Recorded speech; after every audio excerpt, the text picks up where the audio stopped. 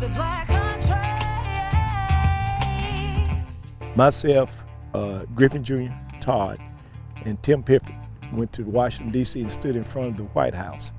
And we wanted to meet with Dan Glickman, who was agricultural secretary at the time. We got a meeting with them and told them what the problem was in North Carolina, and not only North Carolina, all over the nation. To make a long story short, they looked into it and found out it was discrimination. I forgive them, but it's hard to forgive what they did to black farmers. It really is. And that's why you don't have any, because they sold the land, they wouldn't finance them, and it's a whole bunch of things. But in the day, black families stuck together. We have to work a little bit harder. We have to make sure our stuff is A1. We can't slack on any of our test results, things like that. So we just inevitably do that because we know we are what we are. So we have to stay one step ahead. We face some challenges being black. We face challenges. Every horse gets tested to race, but a couple years ago, me and my partner Carl, we got tested and we had negative tests, but they still didn't allow us to race.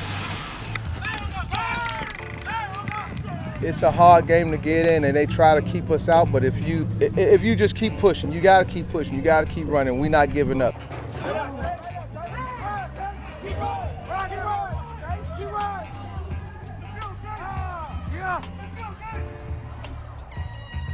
It's not too many of us, black people riding bulls and rodeo and stuff. It's kind of interesting that these guys put this rodeo together, right? Black associations and stuff like that, right? Have us somewhere to go. That's why I'm not going out to like certain rodeos outside my color. Right. Most people be wild or like shocked to see people our color doing the rodeos. Traveling out here on the PRCA level, there's not a bunch of us African Americans. There's a handful of us. So, I mean, with being a black cowboy, I mean, it means a lot because there's not a bunch of African Americans out there that's actually trying to get to that next level. Me being the only African American female with Maryland, representing Maryland, I felt like a lot of positive pressure, and I felt like I had a job while I was out there to like represent us.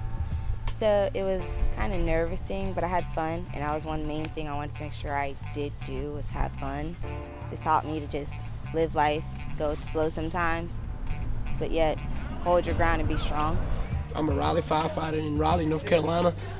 You don't see too many black cowboys in Raleigh, North Carolina, and I'm one of them. If I walk in the store and I have my cowboy boots on and my cowboy hat on, they look at you and say, you're trying to be a white guy, or you're trying to be a Mexican or Hispanic.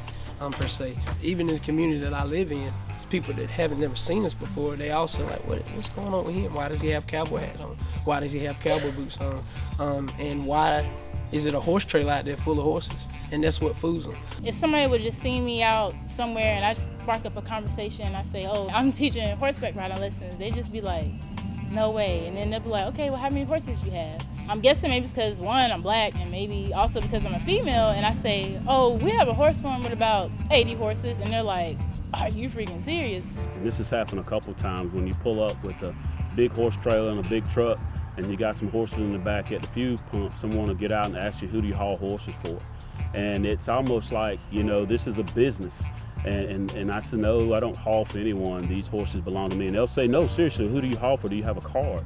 That's the kind of reaction you get. And it's funny because I find myself pulling my phone out to show them, hey, this is real. This is not someone else's horses, or this is not something we do for fun. This is who we are.